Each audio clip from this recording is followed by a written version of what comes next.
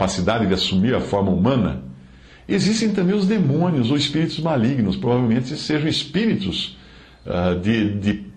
de seres que nasceram do cruzamento de anjos com seres humanos, descrito em Gênesis 6 e também em 2 Pedro 2,4, ou talvez seja de alguma criação anterior àquela que é descrita a partir do versículo 2 do capítulo 1 de Gênesis, uma criação que existiu antes do intervalo entre o versículo 1 e 2 de Gênesis. Talvez seres que tenham sido contemporâneos dos dinossauros, nós não sabemos.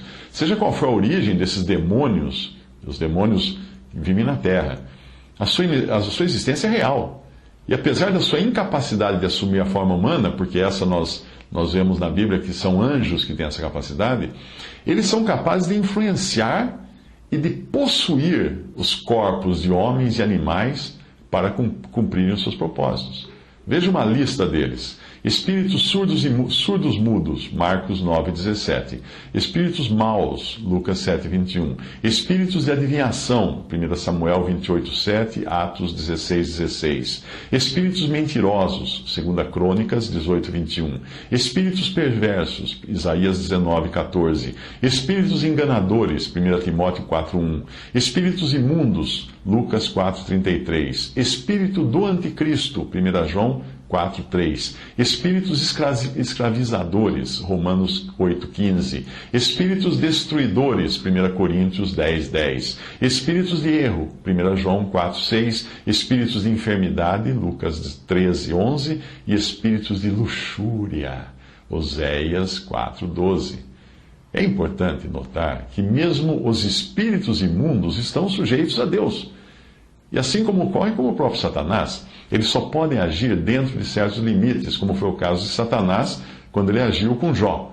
Esses espíritos reconhecem a autoridade de Jesus e se submetem a ele, como nós vemos em Marcos 1,27 e Lucas 4,36.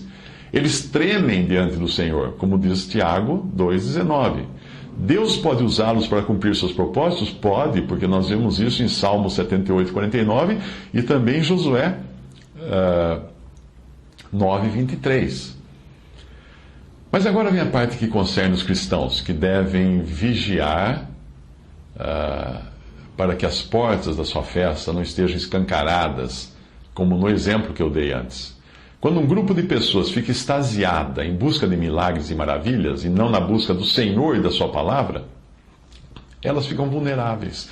Elas ficam abertas, escancaradas a toda espécie de erro e manipulação da parte desses espíritos, ou mesmo que muitas delas sejam realmente convertidas, porque elas não estão tendo o cuidado que a Bíblia manda ter.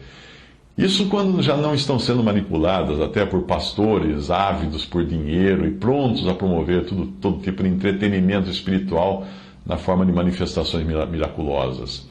Embora o trigo, que são os verdadeiros crentes, não possam ser possuídos por demônios, o joio que convive com o trigo no meio, e às vezes até dirige congregações, pode ser um instrumento do diabo.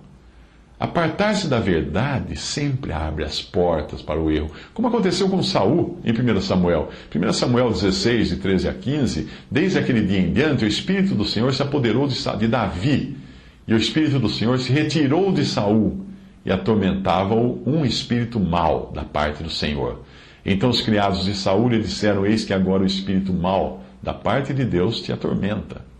Observe que no Antigo Testamento os crentes não tinham ainda o Espírito Santo habitando em si, definitivamente, como é hoje, mas apenas sobre si, ou influenciando-os, ou guiando-os. É nesse sentido que o Espírito do Senhor se retirou de Saul, já que aqueles que na atual dispensação, que são habitados pelo Espírito Santo, não podem perder o Espírito Santo. Mesmo assim, quando nós somos advertidos em Efésios 4:27, não deis lugar ao diabo, isto é porque Deus sabe que se nós começarmos a flertar com o mundo espiritual, interessados em manifestações, adivinhações, profecias e sinais mirabolantes, logo o diabo vai perceber a nossa porta aberta e enviará um bando de demônios penetras na nossa festa. Eles certamente serão capazes de promover uma festa de arromba, com muito entretenimento espiritual, para nos manter presos ao engano, maravilhados com os sinais e maravilhas que eles conseguem fazer. Concluindo, eu deixarei para você discernir se os casos que mencionou são realmente vindos de Deus ou do diabo. O que vem de Deus exalta Cristo e leva o nosso olhar para Cristo. O que vem do diabo exalta o homem e, como um vício qualquer, deixa sempre o desejo de consumir mais um pouco dessa manifestação espiritual. Eu nem preciso dizer que hoje há muitos cristãos que são viciados em manifestações espirituais, como se a sua fé não se contentasse em ter a Cristo diante de si, mas precisasse constantemente estar cercado de testemunhos emocionantes. São como viciados em algum tipo de droga espiritual que causam, essas drogas que causam visões, espiritual não, drogas psíquicas, né? Que causam visões e êxtases. E eles acham que já não podem mais viver sem tomar essas drogas para ver coisas maravilhosas. Para pessoas assim, só Jesus já não satisfaz. Pessoas que estão viciadas em profetadas, em testemunhos, em sinais, em curas e maravilhas, só Cristo não satisfaz para elas.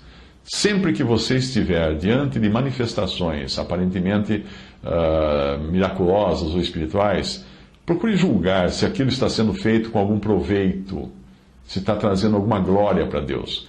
Alguém que adivinhe particularidades da vida de uma pessoa não está trazendo proveito algum a essa pessoa, a não ser torná-la dependente da sua capacidade de adivinhação e colocando-se como alguém com superpoderes aos olhos dessa pessoa.